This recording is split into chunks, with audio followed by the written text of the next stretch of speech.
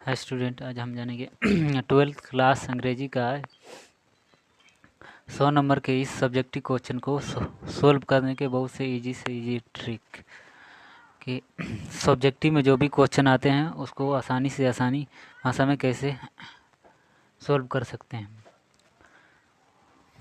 तो सबसे पहले जानेंगे कि ये फर्स्ट टॉपिक क्या आता है। तो पहले टॉपिक में आता है ऐसे, यानी ऐसे मतलब निबंध होता है, जिसमें सॉल्यूशन में बताया गया है कि हल यानी किसी भी निबंध को टॉपिक वाइज बनाकर लिखें। जैसे दिवाली पे निबंध लिखना हो तो इंट्रोडक्शन यानी सबसे पहले इंट्रोडक्शन लिखा जाता है।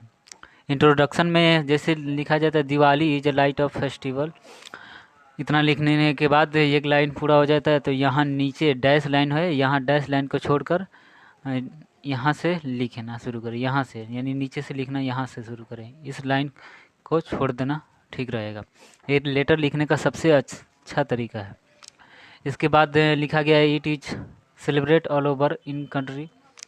इस तरह से करके निबंध को आगे बढ़ाएंगे और पूरा कराएंगे इसे।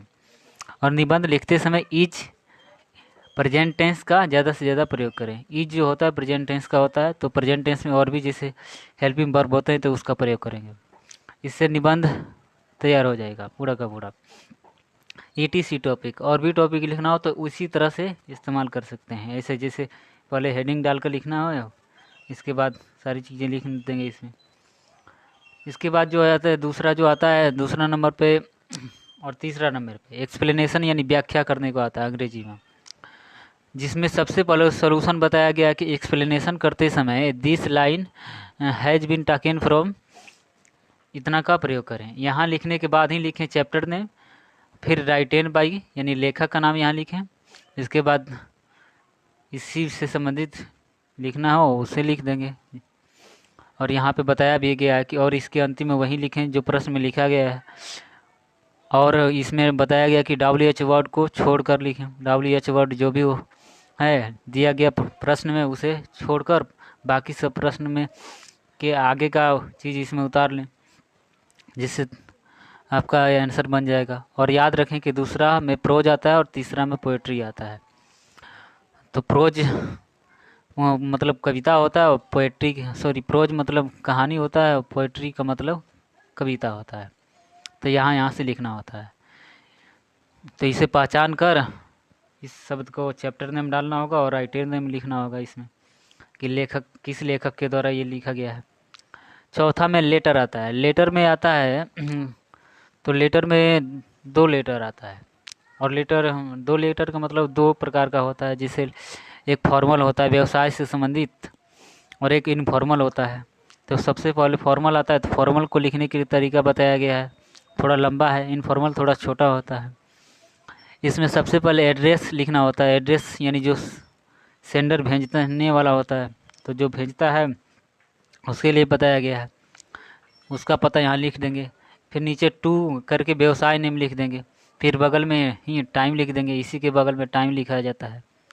फिर नीचे एड्रेस लिखा जाता है। ये एड्रेस रिसीवर यानी पाने वाला का पता लिखा जाता है, यानी जिसके पास भेज रहे हैं उसका यहाँ पता लिख देंगे। फिर नीचे थीम यानी विषय होता है। थीम का मतलब विषय। विषय में जैसे हिंदी में लिखते हैं के बारे में, नली गली साफ सफाई वगैरह के बारे में लिखते हैं तो उसमें लिखते हैं के बारे में। तो उसी तरह अंग्रेजी में यूज करेंगे रिगार्डिंग। रिगार्डिंग शब्द का प्रयोग किया जाता है। रिगार्डिंग का मतलब ये होता है के बारे में। रिगार्डिंग शब्द लिख के आगे इसमें लिखना शुरू कर देंगे कि किस विषय में निबंध लिखना है ऐसे। फिर नीचे लिखा जाता है रिस्पेक्टेड सर। इसमें फॉर्मल वाला में रिस्पेक्टेड सर का प्रयोग किया जाता है। रिस्पेक्टेड सर लिख कर नीचे लिखा जाता है I would like to draw your attention. इतनी लाइनें हर ऐसे में फॉर्मल वाला में लिखना ज़रूरी होता है। इसके बाद इसी लेटर से संबंधित इसमें आगे की लाइनें 2-3 लाइन जोड़कर लास्ट में लिखेंगे आई शैल बी। इसके बाद लिखना होता है उस तरह से र का चिन्ह देके थैंकफुल टू यू या ग्रेटफुल टू यू। इसके बाद ये लेटर तैयार हो जाएगा फॉर्मल वाला। तो इस तरह से इतना लिखने के बाद ये 4 टॉपिक इसमें बताया गया है। बाकी का टॉपिक अगले पार्ट में जानेंगे। Thank you.